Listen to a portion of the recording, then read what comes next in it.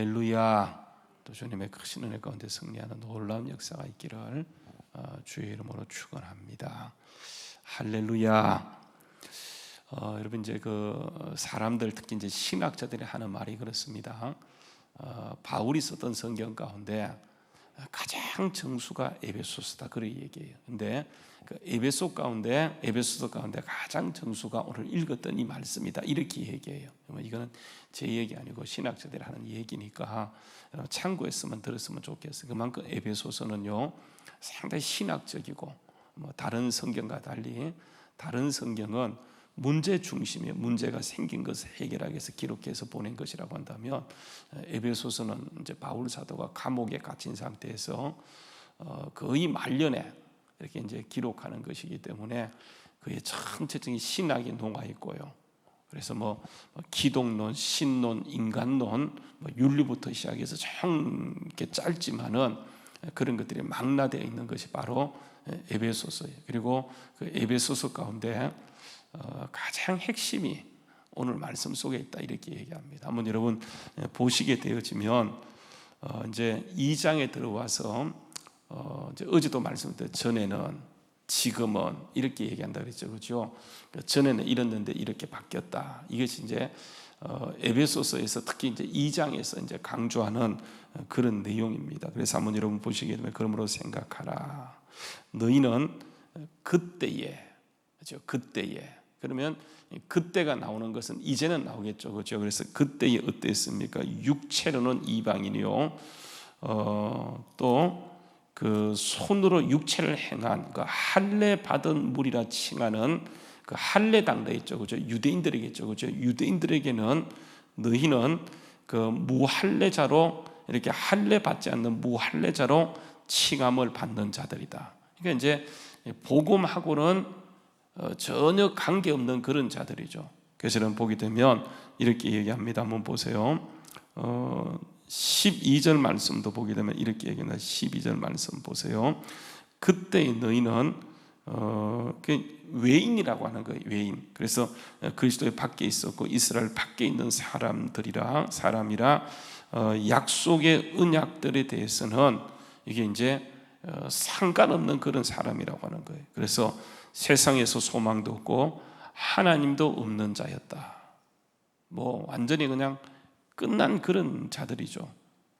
그래서 그때 이런 우리를요 보세요. 이게 이제 우리입니다. 특히 이제 에베소서는 여러분 아시는 것처럼 유대에 속한 그 땅이 아니고 이게 지금으로 얘기하면 특히입니다. 특히 동쪽에 있는 그 땅이 이제 에게 쪽에 있는 지중해변에 있는 그런 이제 이게 도시예요. 그래서 에베소 그러면 지금은 여러분 이제 아시아 그러면 아시아 대륙을 얘기합니다만은 그 당시에 아시아가 바로 아시아라고 하는 곳에 이게 이제 수도가 에베소예요. 그래서 바울이 여기에서 아시는 것처럼 3년 동안 교회를 세우고 목회를 하게 되어져요. 일반적으로 보게 되면 바울 사도가 들어가서 오래 머물지 않습니다. 그런데 가장 오래 머물면서 여기에서 복음을 전했던 것이 에베소예요. 여러분 아시는 것처럼 바울 사도가 이제 작정하고 머물면서 거기에서 복음을 전하게 되어질 때에 그 부흥이 일어났던 곳, 여러분 그게 에베소예요. 한번 여러분 사도행전 한번 가서 보실래요? 사도행전 한번 가서 보시게 되어지면 이런 얘기합니다. 사도행전 말씀이에요. 사도행전에 보게 되면 19장입니다. 19장에 보게 되면 1절 말씀부터 아볼로가 고린도에 있을 때에 바울이 윗지방으로 다녀 에베소에 가게 되어집니다. 에베소. 그래서 어떤 제자들을 만나서 이르되 너희가 믿을 때에 성령을 받았느냐 이렇게 물었더니 그 에베소 사람들이 하는 말이 뭡니까? 우리는 아니라 우리는 성령이 계심도 듣지 못했다. 그래서 바울이 묻습니다. 그러면 너희가 무슨 세례를 받았느냐? 그 대답합니다. 무슨 세례를 받았다고요?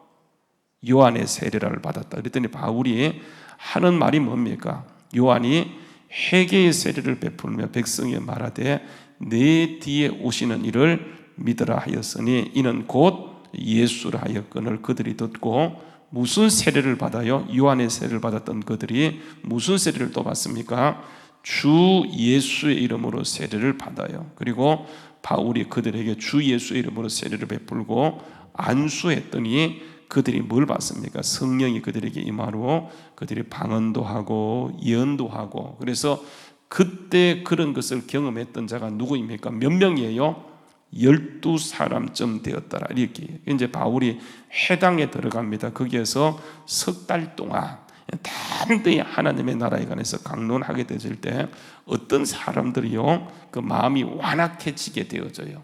그러면 우리가 성령 받고 정말 성령 충만하면 좋아하는 사람도 있지만은 완악해져서 이걸 이제 반대하는 사람도 있어요. 그래서 마음이 굳어져서 순종지 않고 무리 가운데서 이 도를 비방하거를 바울이 그들을 떠나서 제자를 따로 세우고, 이게 이제 그 유명한 두란노 서원의 얘기입니다. 두란노 서원에서 날마다 강론을 하게 돼요. 근데 여러분 그 10절 말씀에 보게 되면 그 날마다 강론했던 것이 그 어느 정도 기간입니까?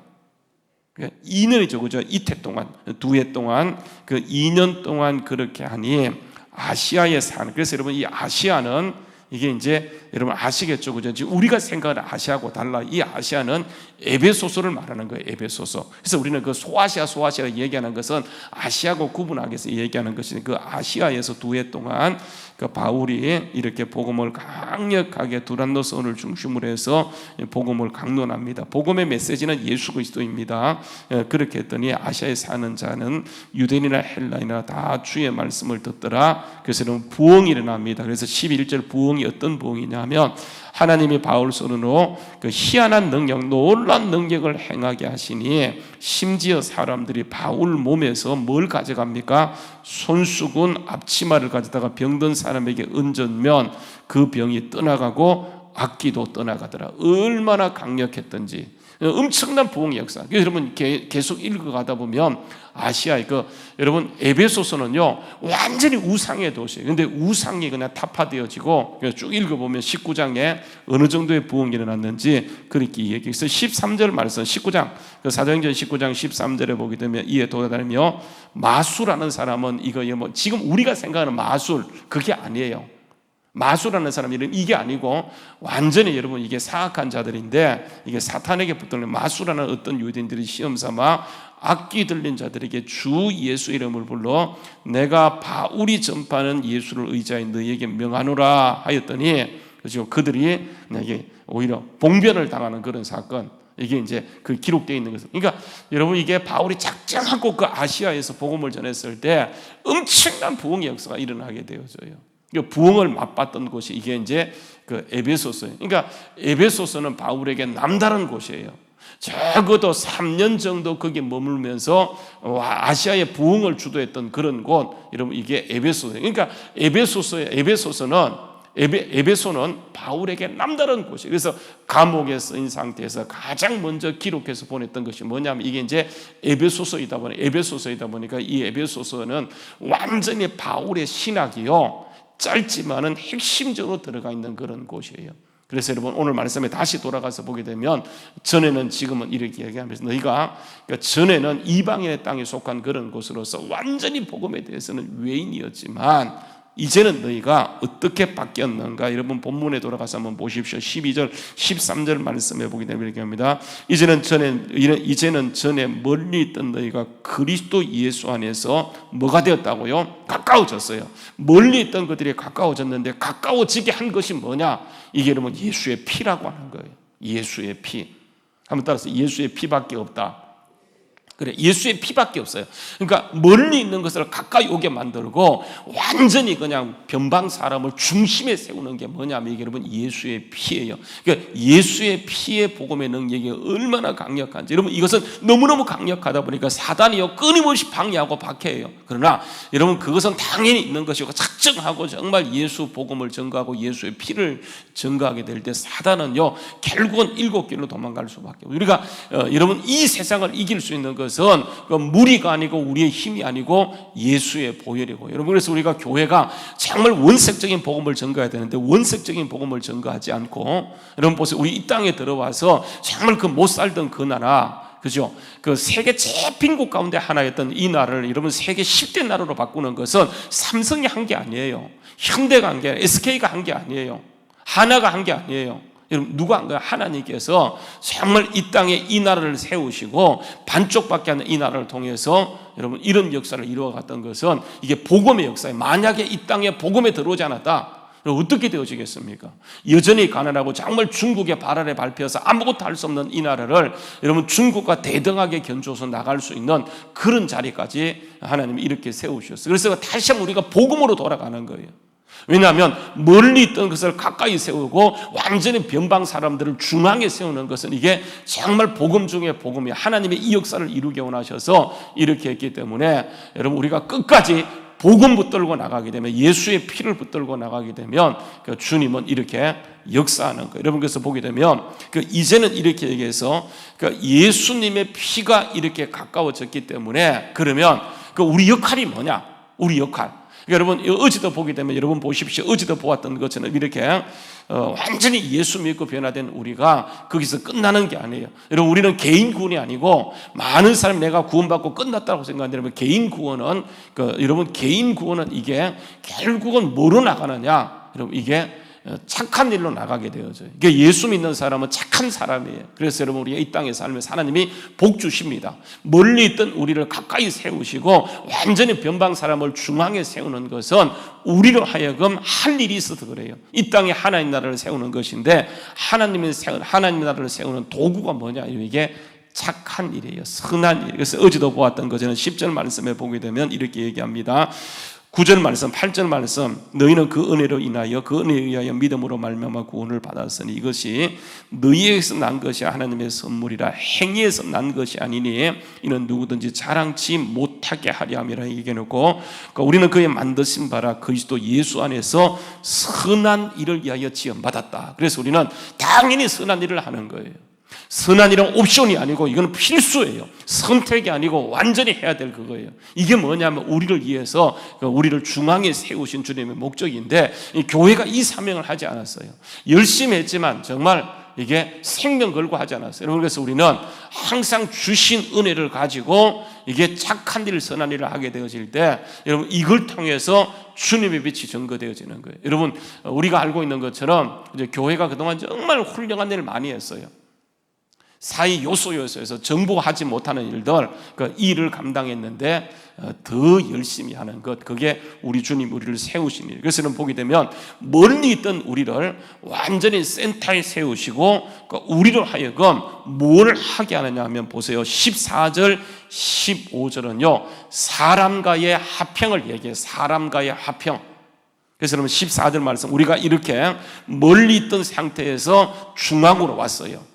멀리 있던 우리를 센터에 세우셨어요. 그래서 14절을 보게 되면 예수는 우리의 화평이라고 얘기하는 거예요. 둘을 하나로 만드사 원수된 것 곧 중간에 막힌 담을 하시고 자기 육체로 허하시고, 그래서는 보게 되면 15절 법정문에 계명의 율법을 폐하셨으니 이는 둘로 자기 안에서 한 세 사람을 지어 화평하게 하셨다. 그렇게 얘기하는 거예요. 그러니까 우리가 이제 화목해 하는 직책을 우리에게 부탁했다고 여러분 아시는 로마서에서 고린도전서에서 이렇게 말씀했던 것처럼, 우리는 이렇게 위치가 옮겨지고 센터로 중앙으로 오면서 우리의 주어진 책임은 뭐냐 하면 막힌 담을 허는, 어떤 사람은 그래요. 가기만 하면 원수 만드는 사람이 있어요. 이거 완전히 사단의 무리입니다. 그래서 자꾸 이간질해요.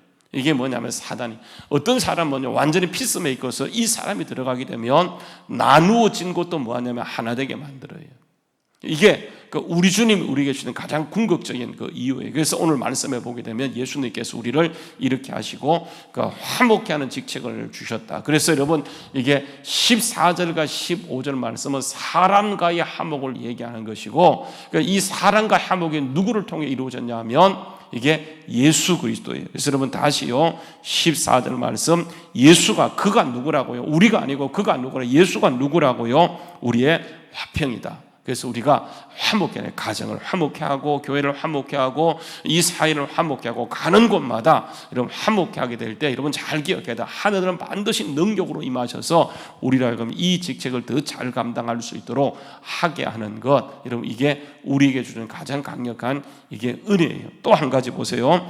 16절부터 18절 말씀까지는 그러니까 하나님과 화목이야. 하나님과 화목. 그러니까 예수님으로 우리는 사랑과 화목게 되었고, 여러분 16절, 17절, 18절 말씀에 보게 되면 이렇게 얘기합니다. 한번 보세요. 16절 말씀 한번 읽어보자. 시작. 또 십자가로 이 둘을 한 몸으로 하나님과 뭐 했다고요? 화목하게 하려 하심이라. 원수된 것을 뭐 했다고요? 십자가로 소멸하는데, 이 원수된 것은 우리가 하나님과 원수되었어요. 로마서 3장에 가서 보게 되면 그러니까 하나님과 원수되었다고 얘기하는 거예요. 범죄하는 순간 우리는 완전히 하나님과 원수되었어요. 그런데 이 하나님과 원수된 것, 그래서 예수님께서는 여러분 아시는 것처럼 요한복음 14장 6절 말씀에 보시게 되어지면, 요한복음 14장 6절 말씀입니다.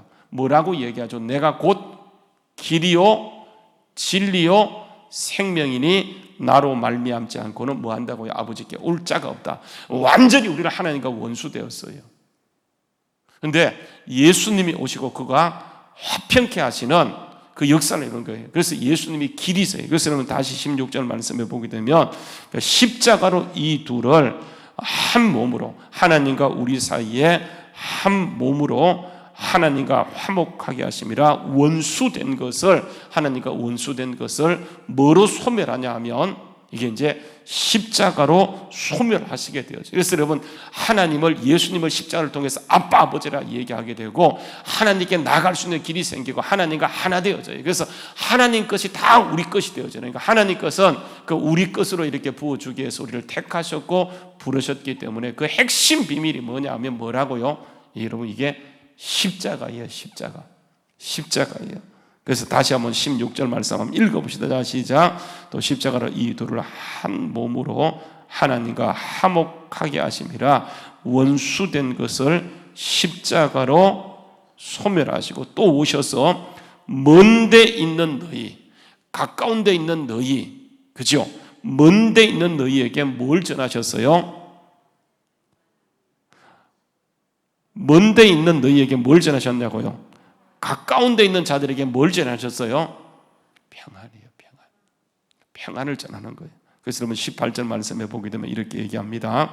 여러분 이게 하나님과 우리 관계를 얘기하는 거예요. 16절, 17절, 18절 말씀, 18절 말씀도 읽어보자. 시작. 이는 그로 말미암아, 이는 예수로 말미암아 우리 둘이 한 성령 안에서 아버지께 뭐 했다고요? 나아감을 얻게 되었어요. 누구든지 먼 데 있는 자들 우리 모두가 하나님께 한 성령, 한 아버지, 한 예수, 한 성령을 통해서 이제 아버지께 나아감을 얻게 되었어요. 그래서 여러분 19절 말씀에 보게 되면 그래서 예수님의 사역을 통해서 태어난 게 교회라고 얘기하는 교회. 그래서 여러분 보세요. 19절 말씀. 그러므로 이제부터는 너희는 외인도 아니요 나그네도 아니요 오직 성도들과 동일한 시민이요, 한번 따라서 하나님의 권속. 하나님의 권속이라는 말은 신약 성경에, 신구약 성경에 딱 한 번 나오는 단어예요. 여기밖에 안 나와요. 하나님의 권속이라는 말은. 그러니까 하나님의 권속이라는 말은 딱 한 번 나오는 거지만 하나님의 권속이 어떤 사람이냐? 19절을 유추해서 보게 되면 이렇게 얘기합니다. 하나님의 권속이라는 건 외인도 아니요 나그네도 아니요 성도들과 동일한 시민. 이게 뭐라는 겁니까? 하나님의 권속이라고 하는 거예요. 하나님의 권속. 그러니까 하나님의 권속은 그런 자예요. 그래서 여러분 20절 말씀에 보게 되면요, 진짜 중요한 말씀이에요.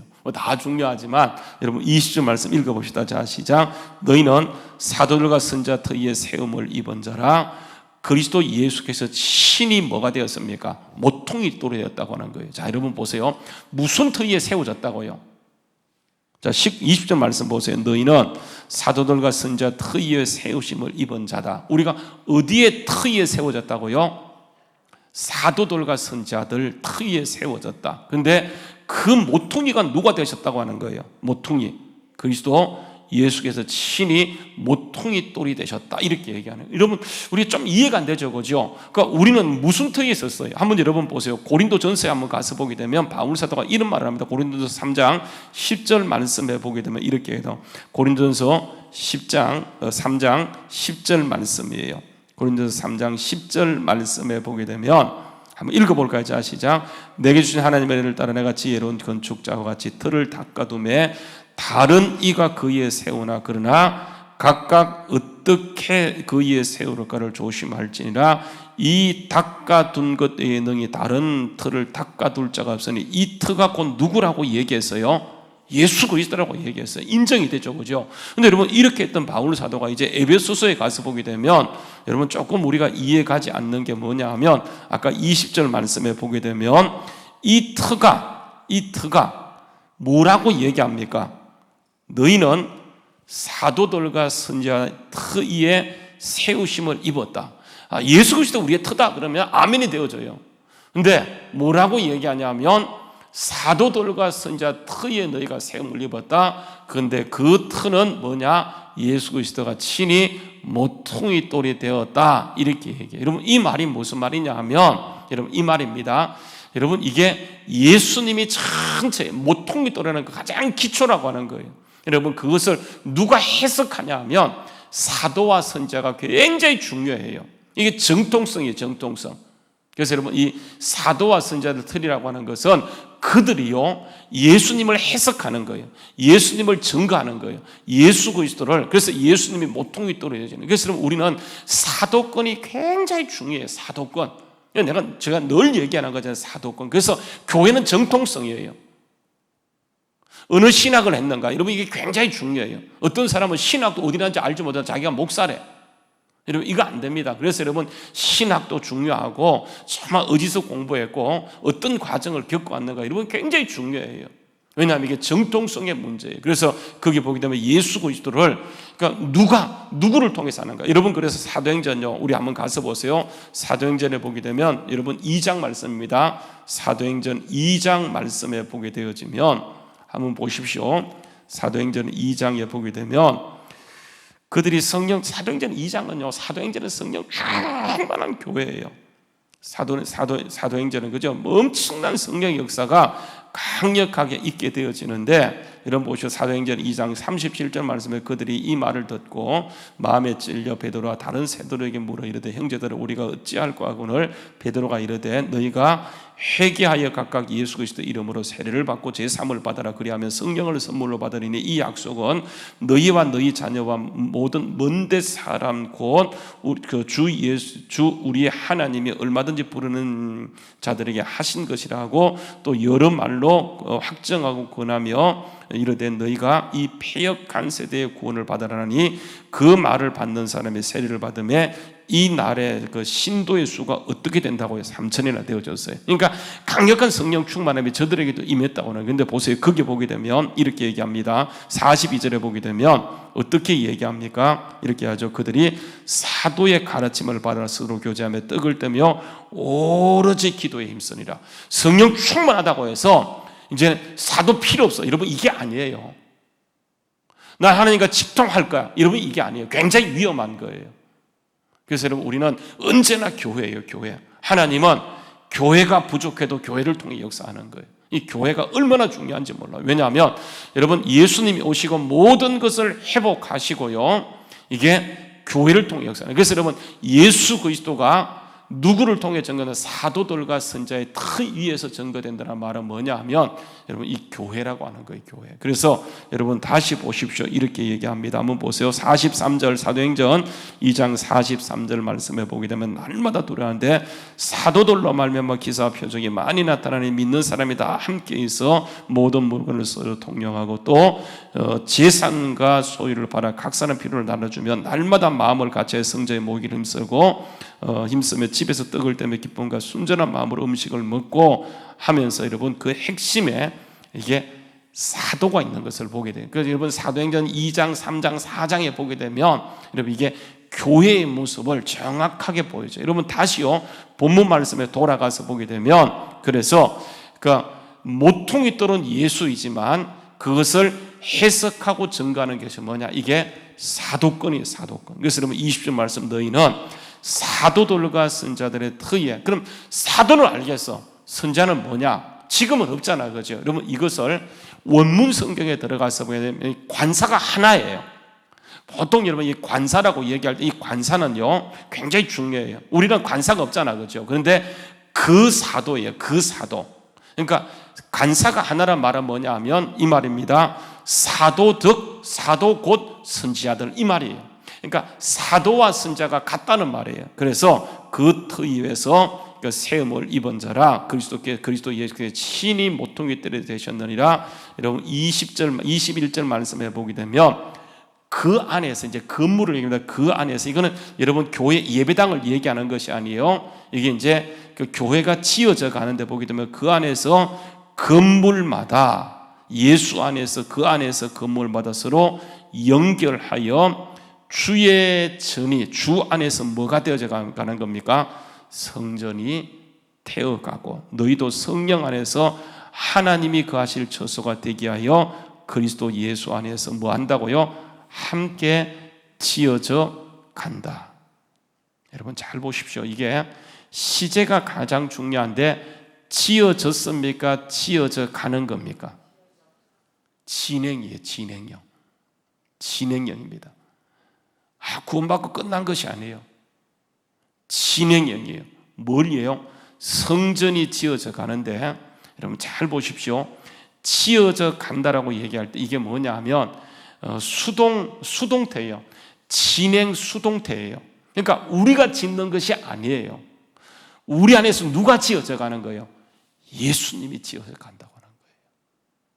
우리를 가깝게 한 분도 예수님이시고 우리를 주 안에 단단히 세우는 분도 사도들이 아니고 결국은 뭐냐? 그들은 복음을 전할 뿐이고 해석을 할 뿐이고 그러니까 완전히 앞으로 지어져 가. 그래서 여러분 예수 믿게 되면 참 믿을 때보다는 근데 여러분 이게 안타까운 게 뭔지 아세요? 어떤 사람은 정말 믿을 때 첫사랑으로 뜨거웠는데 평생에 그 신앙, 처음 신앙을 회복하지 못하고 신앙은 점점 발전되고 계속 지어져 가고 그래서 우리가 정말 예수 믿고 이제는 천국 갈 때쯤 되어지게 되면 우리 모습에서 완전히 예수님의 형상이 예수님의 모습이 나타나야 되는데 어떤 사람은 처음 믿을 때는 엄청난 은혜를 받았는데 점점 육신이 되어져서 나중에 보게 되면 세상 모습만 보이지 예수 모습이 안 보여요.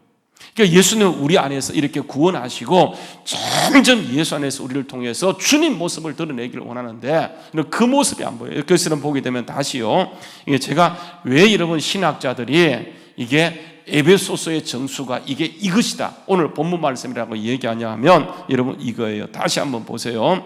21절 말씀을 보게 되면 우리는 하나님의 권속이 19절에 하나님의 권속인데 20절에 보게 되면 사도들과 그리스도의 터 위에 세우심을 입었고 예수께서 친히 모퉁이 때렸는데 그 안에서 건물마다 서로 연결됐다. 모퉁이 돌과 연결되는 거예요. 사도들과 연결되는 것이 아니고 모퉁이 돌과 연결되어서 주의 성전이 되어가고 있어요. 그리고 너희도 성령 안에서 하나님의 거하실 처소가 되게 하여 예수 그리스도 예수 안에서 예수님이 우리를 지어져 가는 거예요. 그래서 여러분 우리가 완전히 예수님이 완성할 수 구원도 예수고 성화도 예수고 영화도 예수고 모든 것이 예수께서 우리 안에 이루어져 갈 수 있도록 완전히 주님께 우리의 주권을 맡기게 되어지면 그게 주님이 꿈꾸는 하나님의 나라가 되어지는 거예요. 여러분 사람이 만드는 게 아니고 목사가 만드는 게 아니에요. 우리 당이 가는 게 아니고 재직해 가는 게 아니고 주님이 할 수 있도록 완전히 주님께 모든 것 맡기게 될 때 주님은 친히 모퉁이. 그래서 여러분 오늘 말씀에서요 가장 중요한 게 뭐냐면 여러분 이것입니다. 한번 보세요. 21절 말씀요. 한번 읽어봅시다. 자, 시작.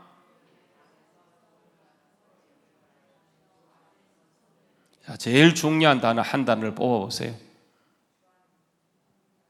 네, 따라서 하세요. 연결. 누구와 연결되는 거요? 사도와 연결되는 게 아니고 누구예요? 예수와 주 안에서 하나님과 연결되는 거예요. 그때요 이게 주님의 능력이 흘러오고 성전을 이루게 되고 착한 일을 하게 되어지고 주님의 능력으로 이러면 이때까지 우리는 기다리는 거예요. 기도하며 기다리고 하나님 의지하며 정말 기다리게 될 때 우리는 주님과 연결되어서 이 세상에 주님을 흘러보내고 주님의 능력을 흘러보내고, 그래서 여러분 세상을 하나님 나라로 바꿀 수 있게 되어지는데 우리가 이 부분에 약했어요. 그래서 결국은 주님이 다 하셨다고 하는 거예요. 우리가 한 것은 그 주님이 다 하시는 그 일을 위해서 주님께서는 끊임없이요 우리를 주님과 연결시키는 것, 여러분 이게 주님께서 하시는, 오늘도 우리가 철저하게 주님과 연결되어서 현재 진행형인데 우리가 하는 것이 아니고 주님이 할 수 있도록 우리가 하는 최선은 날마다 복음 안에 주님과 연결되어서 주의 뜻을 이루어가는 우리 모두 될 수 있기를 주의 이름으로 축원합니다. 기도하겠습니다.